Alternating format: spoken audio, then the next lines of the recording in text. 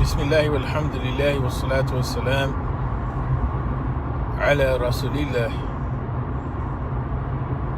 wa huwa alladhi arsalahu Allah tabaraka wa ta'ala bashiran wa nadhiran linnas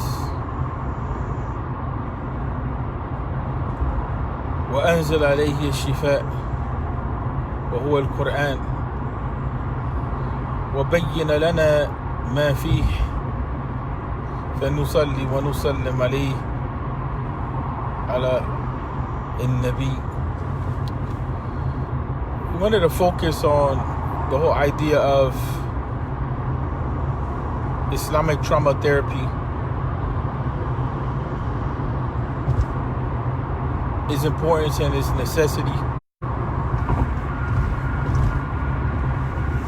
When I first heard about the project, I was extremely interested in it, and I had the opportunity to become part of the process.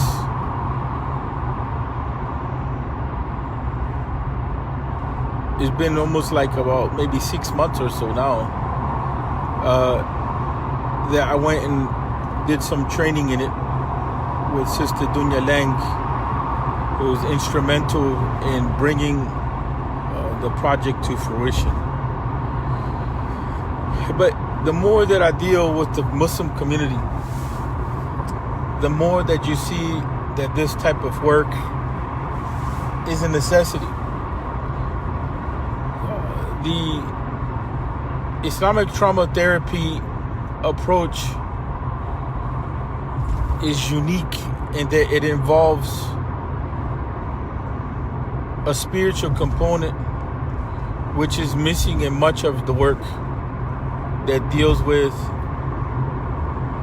trauma management, so to speak.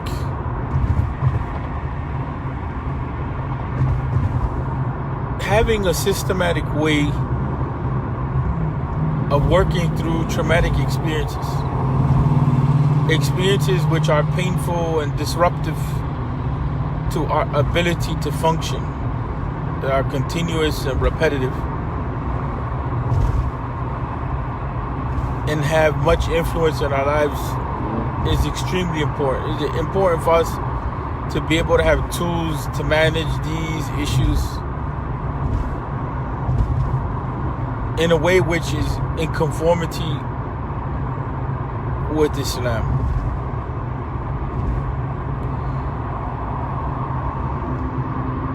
Of the main elements of Islamic trauma therapy is coming to terms with your own suffering and putting a finger on the issues, and then being able to do that in unison with others while respecting others' freedom, your freedom, and not traumatizing each other. And then in that process being able to turn to Allah wa ta'ala, or turn to God in that process of pinpointing what are the issues. But unique in that process is not only the issue of identifying what's going on and turning to Allah, but it's also mediated by being in sync with the prophetic experiences. And here we have to highlight the issue of prophetic experiences as encompassing the lives of the prophets. A lot of times we dismiss the depth that is involved as far as meaning is concerned for us in the lives of the prophets. And so one of the things that Islamic trauma therapy does for us is it systematically allows us to have a window into our own suffering but also tools to address it, and also to tap in to the resources that are available in the lives of the prophets themselves. You know, when you have the ability to align yourself with the life of a prophet to work through your issues, you are aligning yourself with a model, example, a way, a pathway that is acceptable to Allah Tabaraka wa Ta'ala. And so there's some certitude, confidence, a reassurance that comes with that if you're from the people of Iman. But not only that, to use these models of human experience and to learn how to call Allah Tabaraka wa Ta'ala while we're going through that journey of healing. You know, a lot of times we don't realize the power of dua. We talk about making dua, but we don't realize the power of dua, especially when it's misplaced. You know, sometimes because we don't know how to make dua, we can hurt ourselves on the spiritual level. Like asking for patience is the famous example that I mentioned when I talk about these issues. Sometimes you can ask for patience and you don't realize that you're inviting suffering and trial and tribulation into your life because you're asking for patience. Having an understanding of the names and attributes of Allah Tabaraka wa Ta'ala and the science of dua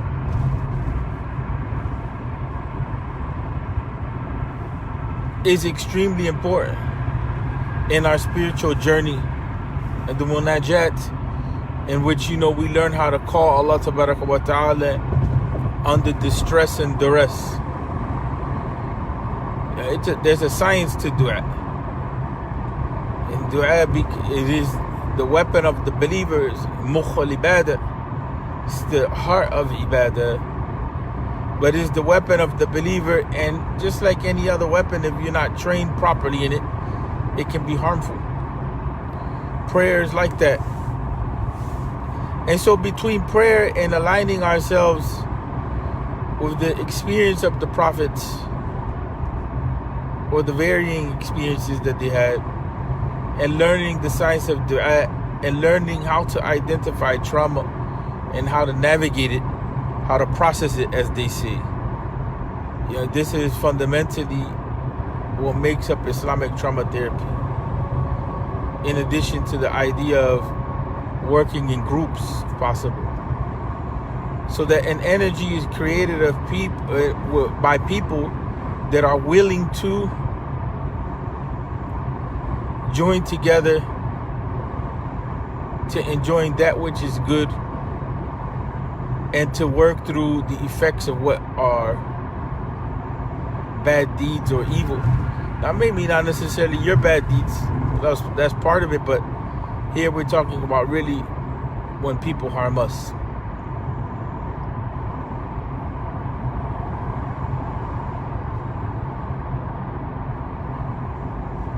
Harm that comes from people that we love is something that's not easy to digest or accept, especially when we're vulnerable to them. And that's why, you know, we have to process the types of pain that come to us by way of those that we make ourselves vulnerable to. Trauma registers in the body, and not all trauma will have an impact on us. Not all traumatic experiences. It's those traumatic experiences which, for some reason or other, that continuously haunt us, disrupt our affairs of life and our stability emotionally and mentally. You know, that type of trauma, is the type of trauma that has to be processed and worked through.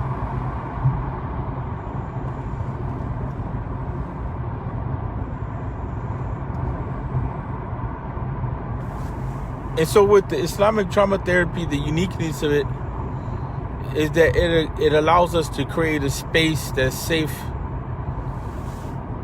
in which we can, over time,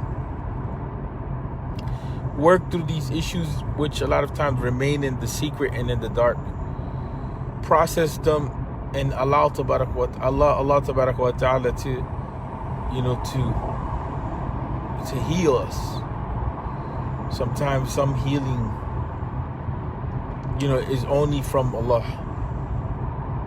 And there's healing that only can come from Allah. You know, you see that in situations in which it's just hardship. That situations of hardship, life situations, sometimes are very clear situations in which you can't depend upon anybody, and you're stuck with relying on the command of Allah when Allah wills. There's plenty of situations like that in life where you go through issues, and no matter who you bring to try to help you, no matter what you do, you're stuck in that situation of suffering and hardship and trial and tribulation until Allah gives the word for that situation to go. You know, and sometimes we like to say time heals, or with time and all of that. But that's an aspect of qadr which, you know, is bitter. But in those situations, in hindsight, for people of Iman, you find yourself noting them to be the most sweetest of situations. But while you're in the moment, it's difficult. You know, it's really difficult to even see how you're going to get out of it. You know, and so that's the same thing with these traumatic experiences, that sometimes some of us, we don't even know how we're going to get out of these situations, right, as human beings. And so we have to be able to convert these experiences into meaningful experiences for us, so that we're not just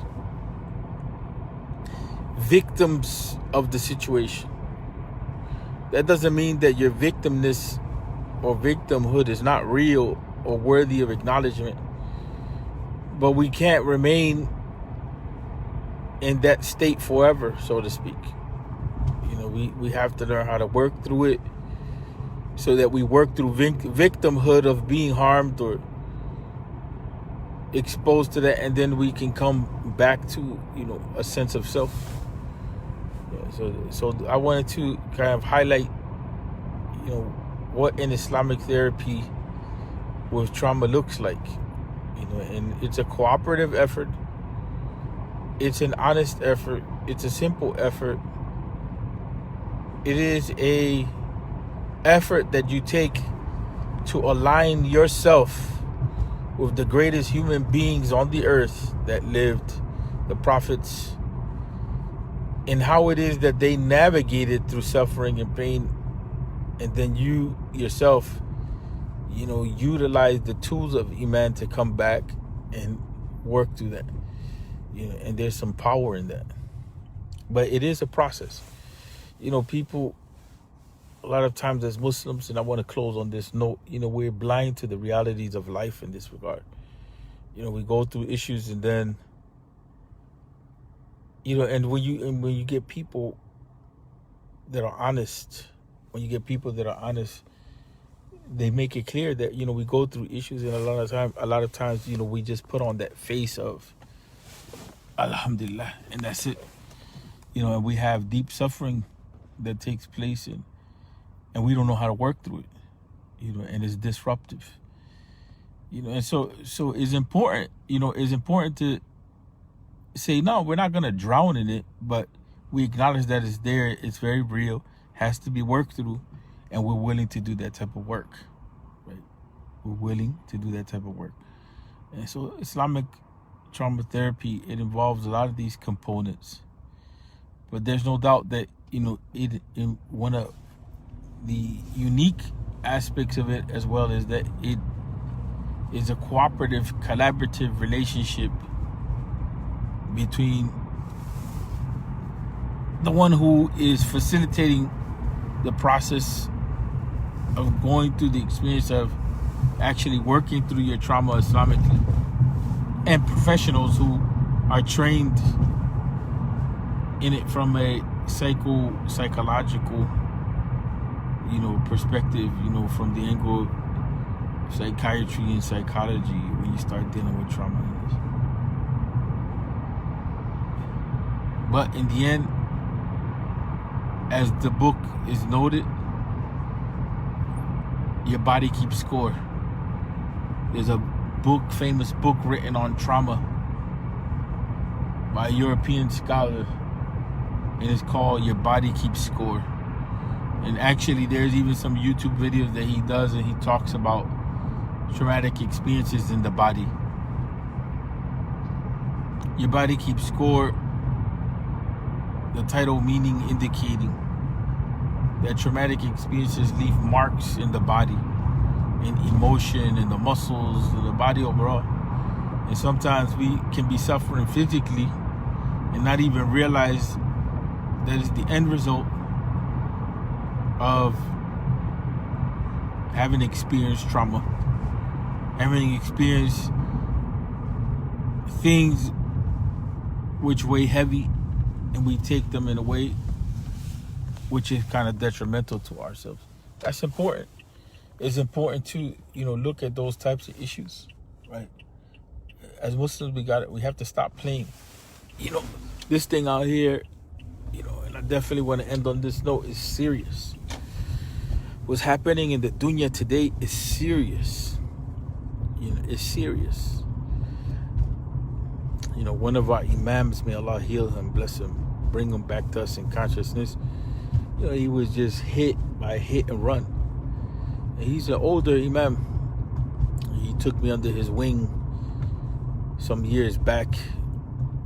He's one of the first imams to kind of, not the first, but one of the first to put me on the khutbah circuit in Ohio. And, I just think about that. I think about what that type of thing is like, a human being. How can we be human beings and we harm each other? And, it's just like there's no concern. Hit and run, you put somebody in a coma, you just traumatize a whole community, family, and that's just one aspect. And then you have issues of war, you have issues of abuse and all of that. That's why it's important for us to get the tools that we need to work through these issues, because it's nasty. Allah created the world in goodness and so on and so forth, but what we have done with the world as far as human beings, we created a nasty environment. And a lot of that has to do, don't give me, you're being negative, brother. No, it doesn't work like that. There's qualities of kufr, when they manifest themselves in human behavior, they create and wreak havoc on the earth. That's the rule, right? And there's qualities of people that can be non-Muslim, that they can imitate qualities of Iman. That's possible, right? But the unbelief in and of itself has qualities which are destructive. That doesn't mean that the person that doesn't believe in Islam doesn't have good qualities. There's a fine line, you know what I'm saying? But Iman in itself allows human beings to flourish. At the ultimate levels. It's not just a level of being successful, in business enterprise and athletics and stuff like that. That's all great. And, but that's universal. But we're talking about being successful, at the level of our interactions with ourselves, the world, our families, people, in a meaningful Iman-based way that is rooted in Tawheed. That can't, that type of success can't manifest itself unless the qualities of Iman, dominate. And so that's our job as Muslims, is to bring those qualities of Iman into the world, right? And that changes the environment, that changes the culture, and so on and so forth. But because human beings, we have good and we have bad, when certain types of qualities dominate, damage is done. And so then we have to do work to repair the damage that's done. That's where we're at with this. And, it's something that's extremely important. People don't realize how many years of your life. You can go 30 years, 40 years, 20 years. And you can go through issues that come from out of your childhood. Not everybody, of course. Not everybody carries childhood issues. Some things hit us later on. But we carry these things and we just don't deal with them. We don't deal with them at all. We don't deal with them. And so we begin, the body keeps score. Check it out. That's the first thing, becoming introduced into the whole idea of how trauma manifests itself in the body, how it is that memories can be triggers. And then there's the other aspect of becoming familiar with the lives of the prophets. And then, from there, we're ready to begin some work. And we're going to start doing that actually. We're going to start creating a group for Islamic trauma therapy work. Right? But it involves real work. It's not an entertainment thing. It's not, this is a nice, mashallah, a nice inspiring khutbah. No. It's the type of work in which you start seeing things about yourself. Things in which, they may be dark. They may have come from you, or other people may have done them to you, and it remains with you. And it's stuff which, no matter how much you try to bury that stuff, it stays with you. It manifests in a lot of different ways. Sometimes in your sleeping habits, in your eating habits, in how you manage stress, how you look at the world, how you trust people, physical contact, how you engage sex, how you approach Allah, how you spend money. A lot of us, we don't realize that that's how damaging some experiences are. Some experiences are like that in our lives.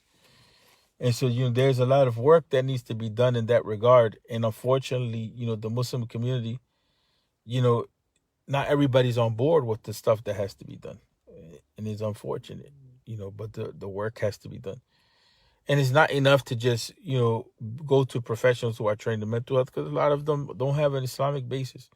We have to learn to synergize and synthesize and take what is beneficial from human experiences, right? And so not all human experiences and not all human doing, is going to be beneficial. And when we start talking about treating the soul and treating, the emotions are part of the mind, and it becomes part of the life of spirituality. And so, we want to leave on that note that, we have to take our portion, at least in this phase, from understanding trauma, understanding emotion, especially understanding that energy that rolls in the body, the way that our body operates and communicates with us, and understanding, becoming more and more familiar with the lives of the prophets. So it's a good foundation in Iman, becoming more familiar with the lives of the prophets as human beings. That's the beautiful thing about Islam, that the prophets are human beings that we say have infallibility, protection from Allah wa ta'ala, from deviation and falsehood, but they're human beings. And they encounter human situations. And the more that we master the best human beings, as far as the model is concerned of their lives, the more we master those narratives, the more we have the ability to navigate.